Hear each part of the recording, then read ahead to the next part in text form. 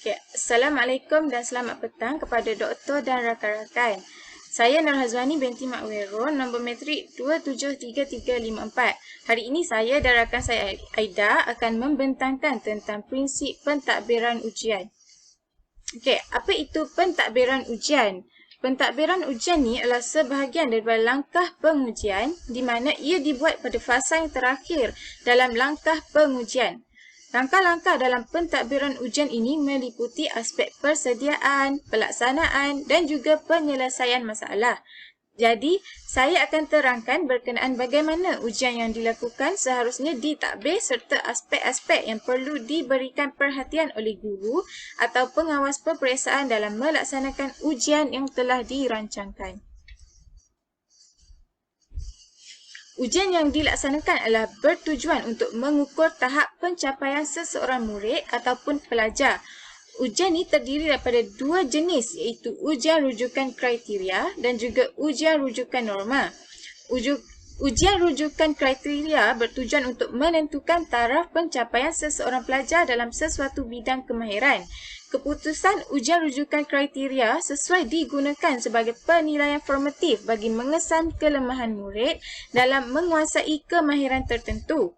Maklumat daripada keputusan ujian ini akan membolehkan guru merancang semula strategi yang sesuai bagi membaiki pengajaran di mana ia tidak membandingkan prestasi calon dengan calon yang lain.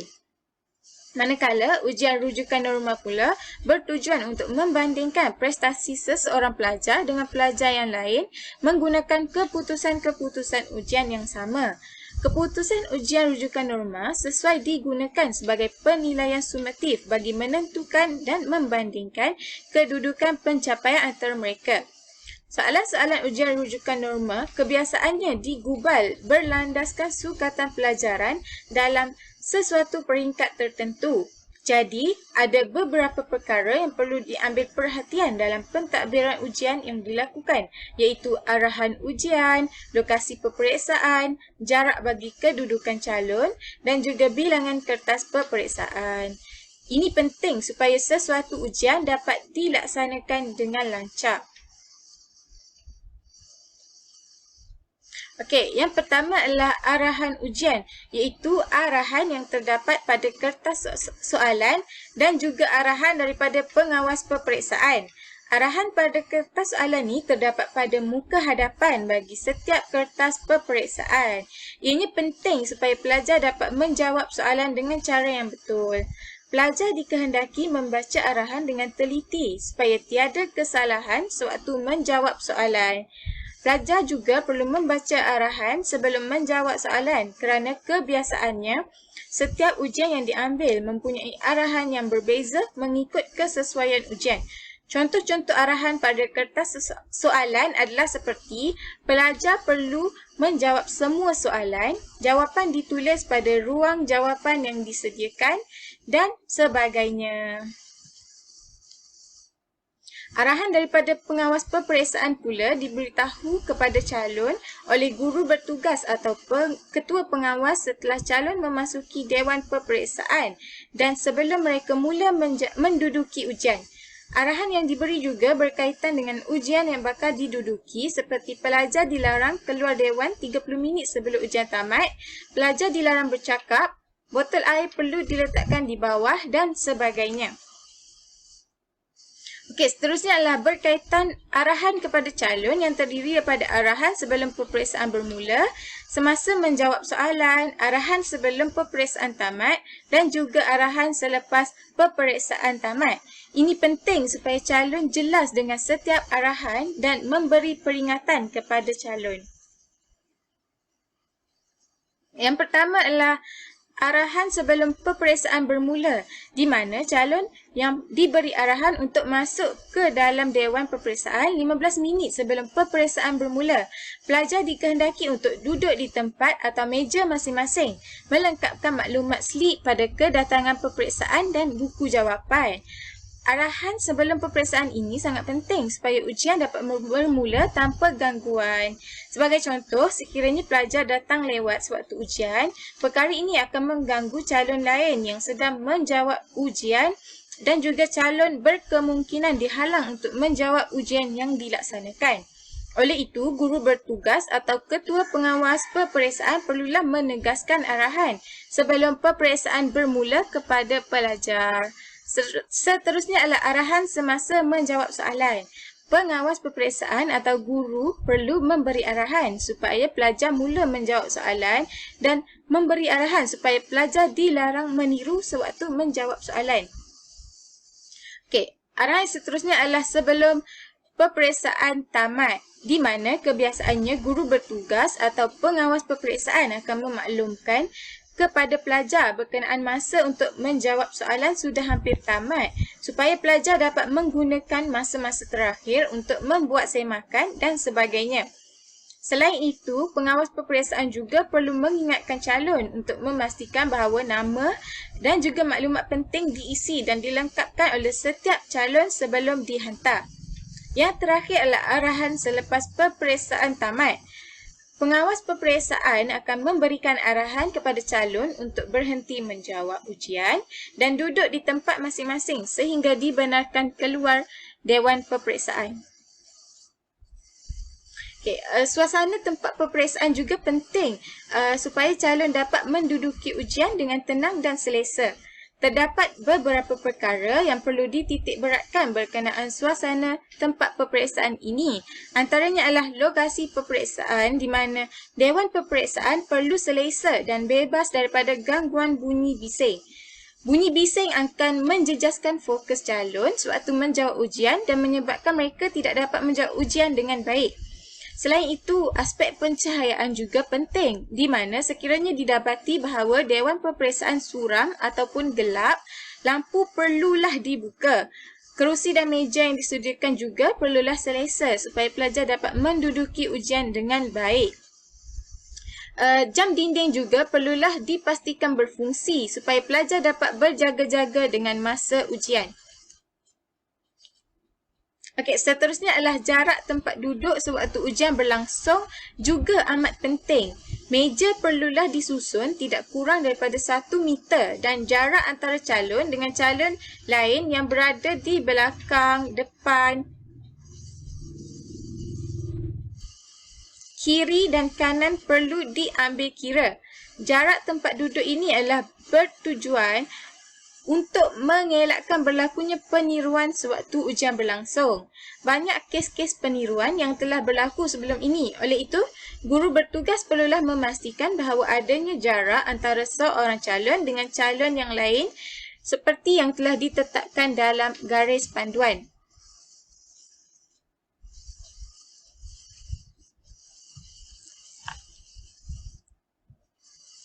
Pentadbiran ujian sewaktu pandemik COVID-19 sedikit berbeza dengan ujian pada hari-hari biasa, di mana banyak perkara perlu dititik beratkan supaya tidak berlakunya penularan virus sewaktu ujian dijalankan. Oleh itu, sebelum menghadiri ujian, calon perlulah memastikan bahawa mereka sihat dan juga tidak bergejala. Calon yang bergejala tidak dibenarkan untuk menghadiri ujian yang dilaksanakan. Selain itu, calon juga perlu mengisi borang deklarasi saringan COVID-19 bagi mengisytiharkan status kesihatan mereka setiap hari. Dewan Peperiksaan juga perlulah berhampiran dengan pintu masuk sekolah. Ini bertujuan untuk mengurangkan pergerakan pelajar sekaligus mengurangkan risiko penyebaran virus. Pelajar dan pengawas peperiksaan juga perlulah mematuhi SOP yang ditetapkan dengan memakai pelitup muka, kerap mencuci tangan, tidak berkongsi alat tulis dengan calon lain serta mematuhi penjarakan fizikal. Calon dan pengawas peperiksaan yang memakai pelitup muka perlu menanggalkannya sekejap bagi tujuan pengesahan kehadiran. Akhir sekali adalah bilangan pengawas peperiksaan perlu dipastikan mencukupi bagi mengurus pembungkusan skrip jawapan peperiksaan dengan mengambil kira penjarakan fizikal. Okey, sekiranya ada calon yang bergejala menghadiri ujian, ada beberapa perkara yang perlu dilakukan oleh pihak sekolah ataupun ketua pengawas peperiksaan.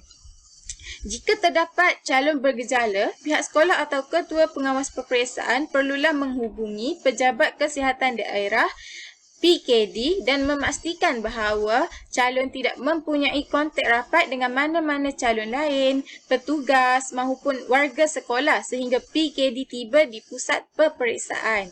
Ini adalah untuk mengurangkan risiko jangkitan virus COVID-19. Akhir sekali, calon yang bergejala ini perlu ditempatkan di bilik peperiksaan khas dan tidak bercampur dengan calon lain.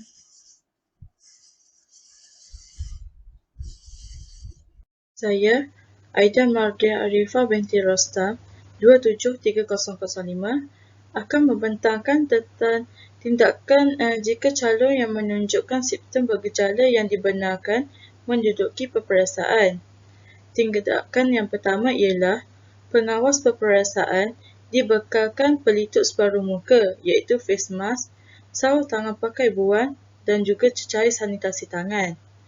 Yang kedua adalah memastikan penjarakan fizikal, keselamatan dan kebersihan diberi keutamaan dan dipatuhi. Yang ketiga adalah memastikan susunan meja berada dalam jarak 2 meter atau lebih dengan sisi meja yang lain. Yang keempat adalah memastikan skrip jawapan peperiksaan dimasukkan ke dalam sampul yang luk sinar yang disediakan dan proses sanitasi dilaksanakan sebelum dibungkus. Yang kelima adalah memastikan bilik peperiksaan khas disanitasi selepas tamat sesi peperiksaan pada setiap hari.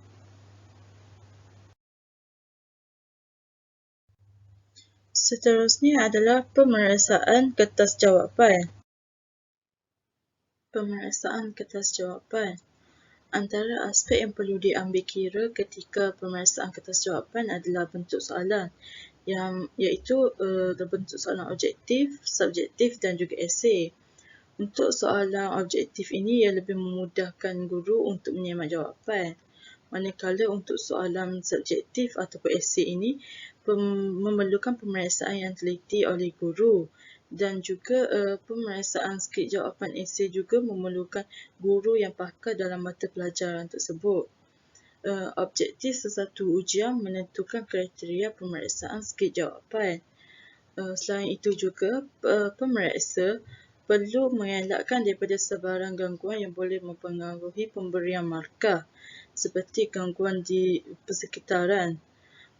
Selain itu juga, penyediaan skrip jawapan adalah sebagai panduan kepada guru. Skema pemakahan. Skor yang diperoleh oleh pelajar bergantung kepada prestasi jawapan yang diberikan dalam setiap soalan yang dijawab dan juga cara pemakahan oleh guru atau pemeriksa, kerana setiap pemeriksa mempunyai cara pemakahan mereka tersendiri, terutamanya bagi soalan yang berbentuk subjektif dan juga esei. Terdapat 3 aspek dalam penyediaan skema pemakahan. Yang pertama adalah kandungan. Ia mencakupi aspek maklumat atau pengetahuan yang berkaitan. Yang kedua adalah pengelolaan, iaitu aspek penggunaan bahasa seperti lancar, tepat dan matang. Kebiasaan untuk aspek pengelolaan ini digunakan untuk ujian kemahiran bahasa. Yang ketiga adalah proses, iaitu aspek ketepatan, munasabah, komprehensif, konsisten, keaslian dan juga daya kreatif menjawab.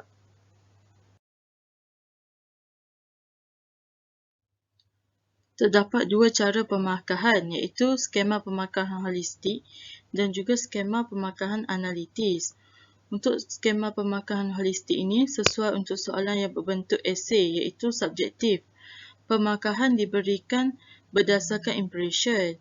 Guru perlu membaca keseluruhan jawapan pelajar terlebih dahulu dan kemudiannya melakukan perkelasan pencapaian mengikut kelompok pencapaian. Pelajar bebas memberikan jawapan selagi tidak menyeleweng daripada arahan soalan. Penyediaan skema pemakahan holistik ini memerlukan guru yang berpengalaman. Manakala untuk skema pemakahan analitis ini, skema ini lebih terperinci daripada holistik. Pemakahannya juga lebih objektif. Skema pemakahan analitis mengandungi nilai tarat, isi kandungan pengelolaan dan proses yang lebih khusus. Penentuan pemberat jawapan memerlukan fakta yang lebih banyak serta kualiti hujah yang diberikan untuk pertimbangan adalah layak diberikan markah penuh. Aspek agahan markah yang diambil kira adalah isi, persembahan, bahasa ataupun isi mengikut fakta. Kebiasaannya, skema pemarkahan analitis ini digunakan untuk ujian kemahiran bahasa.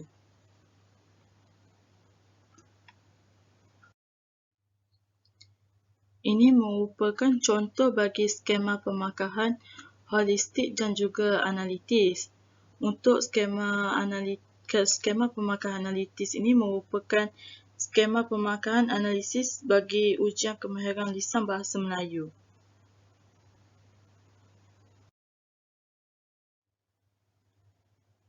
Seterusnya, saya akan menerangkan tentang penyelarasan pemeriksaan kertas jawapan dan juga penyelarasan markah ujian. Untuk penyelarasan pemeriksaan kertas jawapan ini melibatkan pemeriksa lebih daripada seorang. Penyelarasan dibuat berdasarkan isi, bentuk dan pemberatan markah. Pemeriksa perlu memeriksa dengan beberapa contoh jawapan dan membandingkannya dengan pemeriksa yang lain. Tujuan penyelarasan pemeriksaan kertas jawapan ini adalah untuk mengurangkan perbezaan antara pemeriksa dalam memberikan markah kepada ujian. Kebiasaannya, penyelarasan pemeriksaan kertas jawapan ini digunakan untuk membentuk soalan yang berbentuk subjektif dan juga esei. Untuk penyelarasan markah ujian pula, penyelarasan terhadap pemarkahan dan grade berdasarkan keputusan ujian yang diperoleh. Penting dalam menjamin kepercayaan skor yang diperoleh oleh pelajar. Guru memperbaiki taburan skor yang diperoleh. Seterusnya adalah penilaian pemarkahan.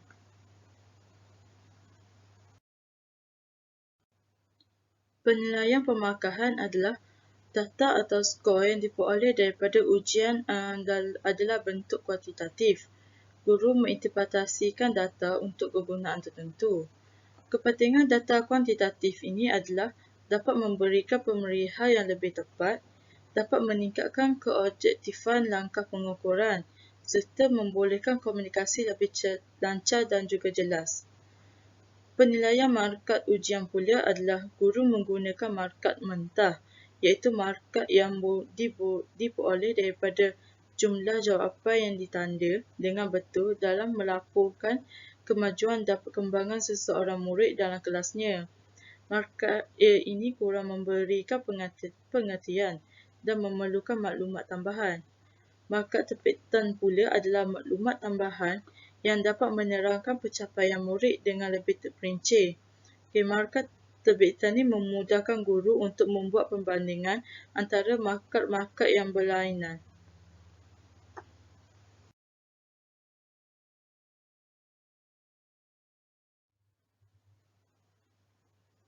Antara aspek penentuan jenis markat terbitan adalah markat yang diperoleh daripada kemahiran pengetahuan seseorang tentang sesuatu yang diuji. Perbezaan yang berlandaskan asas tertentu seperti tahap kesukaran, markah dapat membezakan antara individu yang dilakukan serta markat yang membolehkan perbezaan individu itu sendiri dilakukan. Antara jenis markah terbitan adalah pakatan. Pakatan adalah pangkat pelajar lebih mudah diletakkan kerana hanya menyusun peringkat kedudukan pelajar daripada paling tinggi kepada paling rendah. Perbandingan kedudukan pelajar hanya boleh dilakukan dalam kelas yang sama sahaja. Maknanya pangkatan ini tidak boleh dilakukan dalam kelas untuk kelas yang berbeza. Kedudukan pangkat ditandakan dengan kedudukan pertama, kedua, ketiga dan seterusnya sehingga pangkat yang paling rendah.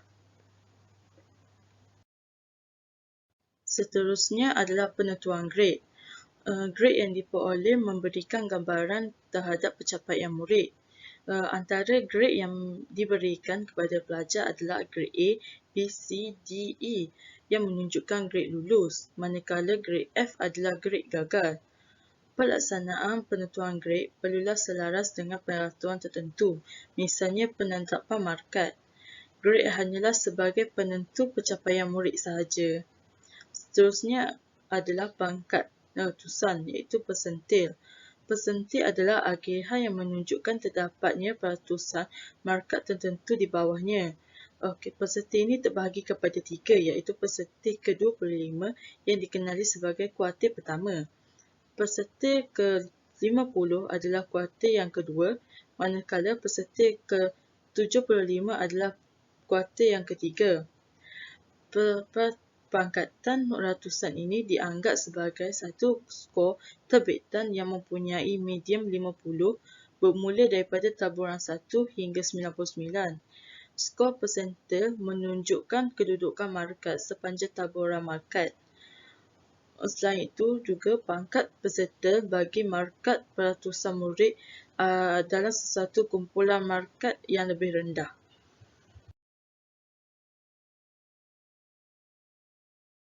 Yang terakhir adalah standardized. Standardized ni sering digunakan dalam ujian pencapaian. Standardized ni berasal daripada standard 9. Standardized ni dibentuk berasaskan andaian bahawa pencapaian dalam taburan graf normal. Standardized juga berdasarkan skor ZIS. Ini menunjukkan jadual bagi standardized.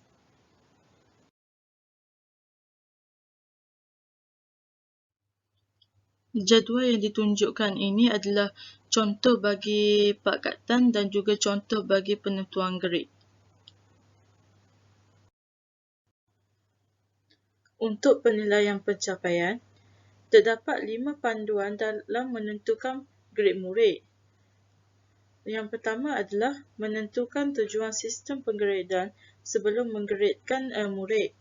Yang kedua adalah memberikan penerangan kepada murid sistem grade yang akan digunakan pada awal penggal ataupun semester pelajaran.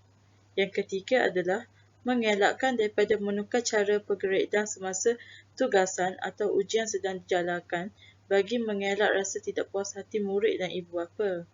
Yang keempat adalah memasukkan pemboleh ubah yang sesuai dengan tugasan dalam pemberian grade. Yang kelima adalah memastikan amalan menggradekan pelajar ini adalah selaras dengan amalan peringkat pusat atau kebangsaan.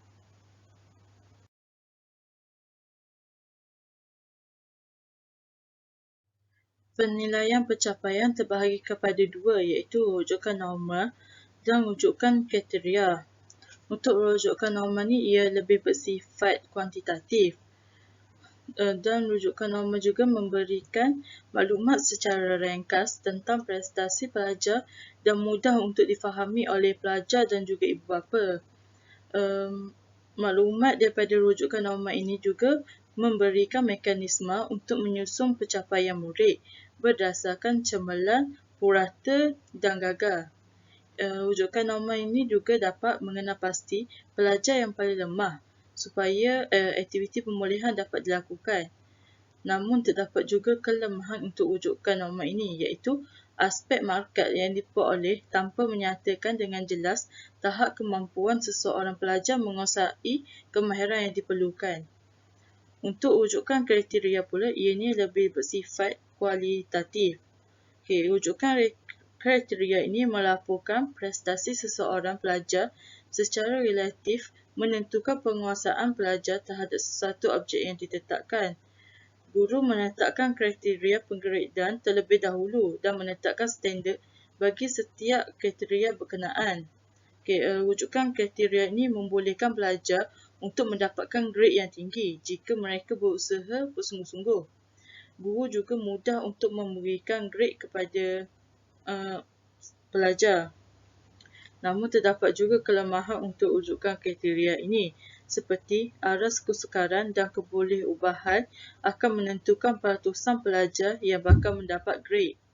Selain itu juga, rujukan kriteria ini tidak memberikan gambaran sebenar tentang pencapaian murid.